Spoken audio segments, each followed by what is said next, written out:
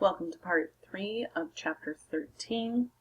In this part, we're going to look at alternative energy sources that don't have anything to do with solar energy. First one we'll talk a little bit about is geothermal. Geo, or think rock, and heat. This is coming from Earth's surface. Usually it's in an area where there's potential for volcanic activity. Anywhere that there's hot water that is rising from the Earth's interior surface, this hot water can be used to generate electricity because it can be turned to steam, and that steam, in fact, then turns a turbine. Iceland, on Friday, Thursday, Friday, you're going to watch not Thursday, Friday, Monday, you're going to watch the video, and you'll see Iceland and how they utilize this potential energy source. So it's very area specific, if you will. Now, another type of geothermal is just actually using the capacity of water to hold heat and the Earth's temperature. Bear with me a little bit. You've got to go up north in the winter. The air turns very cold. Last week it was negative in temperatures. But if you go down into the ground, that ground stays around 50 degrees. Now, I'm going to use Illinois because obviously I know Illinois, and I had friends put this system in. What they do is they create an underground grid of water pipes, and then a grid of water pipes that go underneath their house. And there's a pump, so there is a small input of electricity, so there is a little bit of a carbon footprint.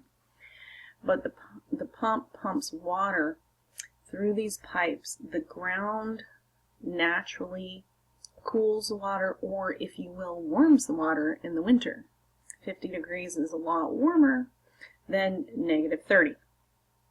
Okay, so then that goes onto the floor of the house, heating that floor, which warms the house to at least 50 degrees. And then when the heater comes on, it takes over and heats it the remaining way, rather than having a floor that's negative 30 or a floor that's 0 and needing to heat it all the way up to 70. So it's more efficient. That does not keep you from utilizing electricity. You still have to have it, but it decreases electricity bills, therefore decreasing carbon footprint. Electricity bills for my friend, they had a $30 electric bill in the winter, nothing in the summer because it worked really well with air conditioning there. And their bill, $30 versus our bill, which was $250. So you can see that there's definitely a savings using the properties of water, high specific heat, or holding and retaining temperature, and then also the ground, the earth insulated features for that. The biggest drawback is it's just like solar, it's very expensive to install. You're going to want to live in your house for a long period of time. Another energy is tidal energy. What creates tides? Hopefully you said the gravity of the moon, or the pull of the moon. And so basically, to use tidal energy, you have to have a certain geographic structure, some kind of bay area where the tide's coming into the bay, and the bay is small enough to, i.e., dam it up.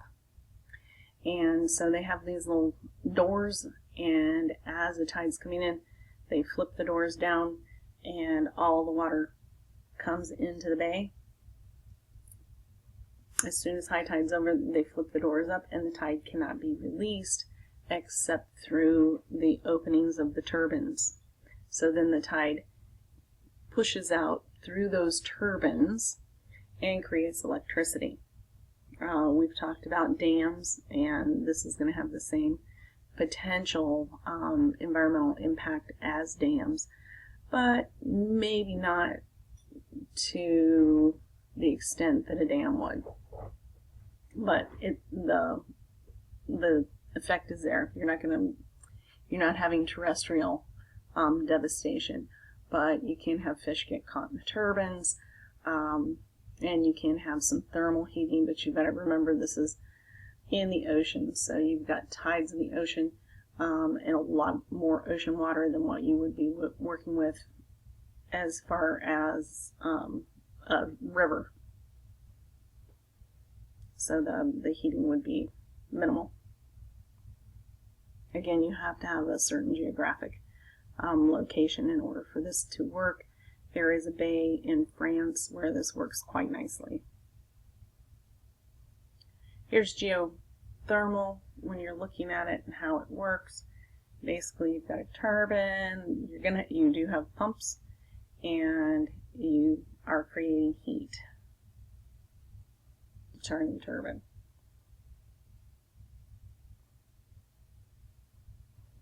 This is the one I was, this one actually creates electricity because it is running an air conditioning unit through doing this. It's going through a condenser unit.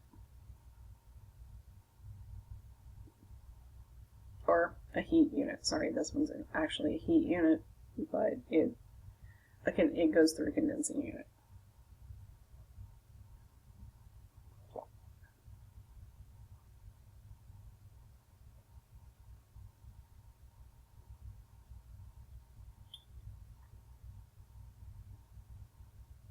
A little bit here, this says everything I've just said.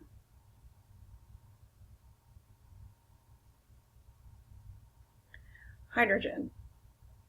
Hydrogen is being used not on a wide scale, but on a small scale.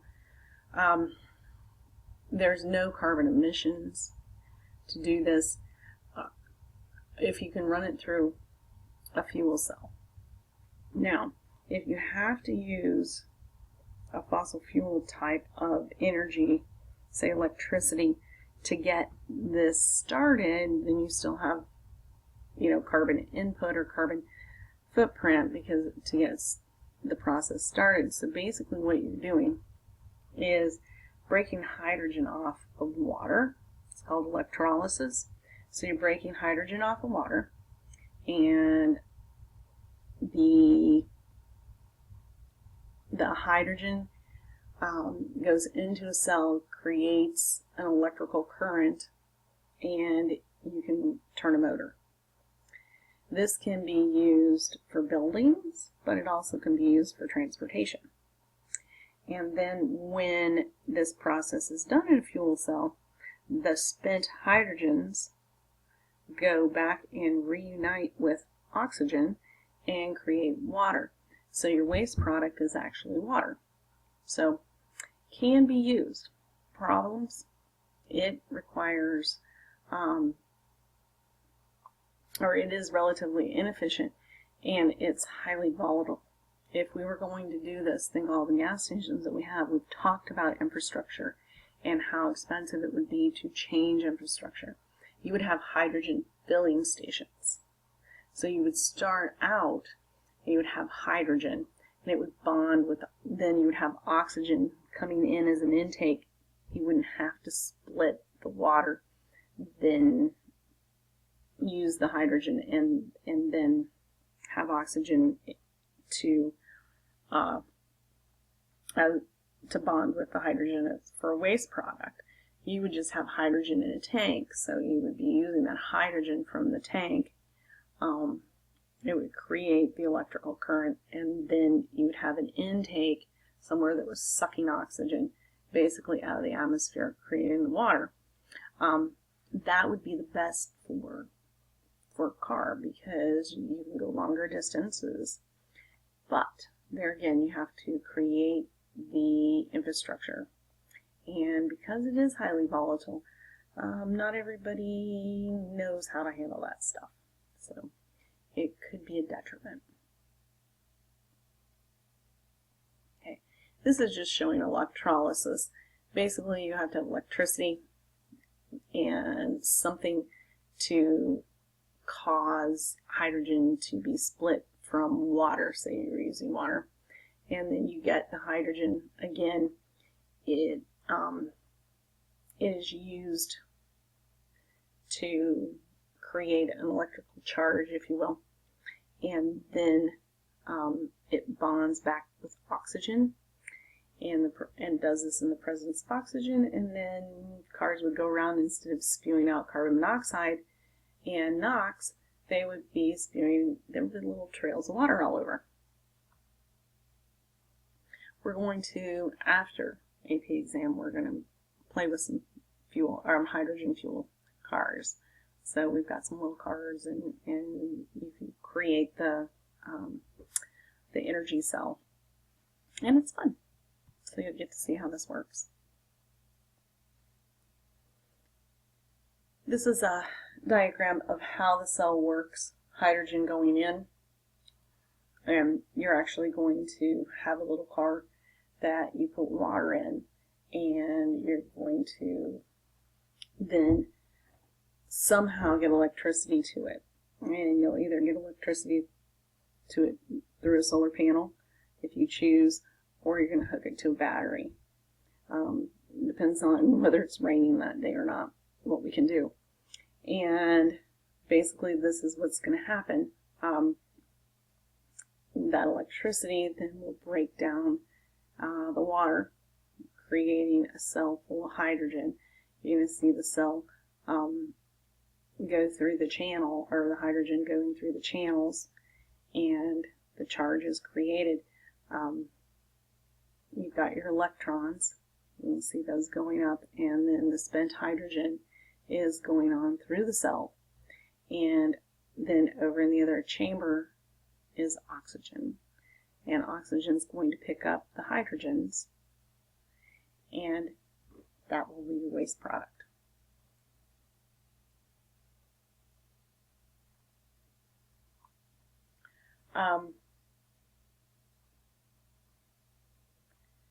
Energy intensity, this is BTU per $2,000 of gross domestic product. And gross domestic product is a term that we use to tell us how many things we're making, or what we're producing and selling. So this is how much energy we're using to produce and sell things. China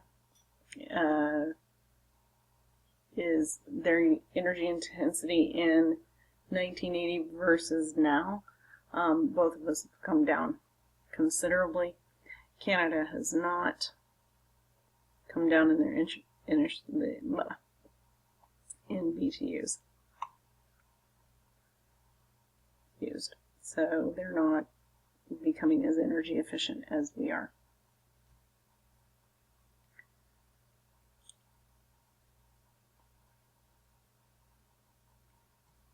This slide, know the difference between energy conservation and energy efficiency. Energy conservation is not using as much energy. So trying to do more with, or trying to do less, basically. If you're conserving something, you're trying not to use it as much. So for, say, a washer, and all of you you do a full load of laundry, that conserves electricity, because it takes X amount of joules of electricity to run your washer. So it doesn't matter if it's full, or it's half full, or quarter full. It's going to take that much electricity to run it. So if you're putting more clothes in it, then instead of running 2 loads, you're going to run 1. So you've saved. That's conserving. Now, energy efficiency comes from technologies. Energy efficiency is when you've got that same full washer, and now it's using X minus 2 joules to do the same thing that the older model did with X joules. That's using technology to decrease the amount of energy needed to do the same job. Think about cell phones. When we first started using cell phones, the batteries, my gosh, we had to charge them all the time. They were constantly using energy, and we couldn't keep them charged. And now they have come up with batteries that are more energy efficient. So while we're still probably using more energy to charge, we're getting more for each charge because our phones have become more efficient. We're just utilizing the phones at a larger capacity now than we ever have. We talked about energy efficiency, and you read about these. I feel comfortable you answered them in the critical thinking questions just fine. So you can read this and do those. Cogeneration. I want to talk about this because when you answered this question in your critical thinking, did you know it? Maybe. I think you more just kind of wrote the answer in the book. So, you're making electricity, whatever fuel is coming from, natural gas or coal. Or maybe it's coming from methane. I don't know. Well, and I guess that would be natural gas. Okay. So, you've got your fuel input. It's turning the turbine, creating electricity, and you can see through our generator. That's what the turbine with the motor on it is a generator. It generates electricity. That's its primary purpose, is to generate the electricity.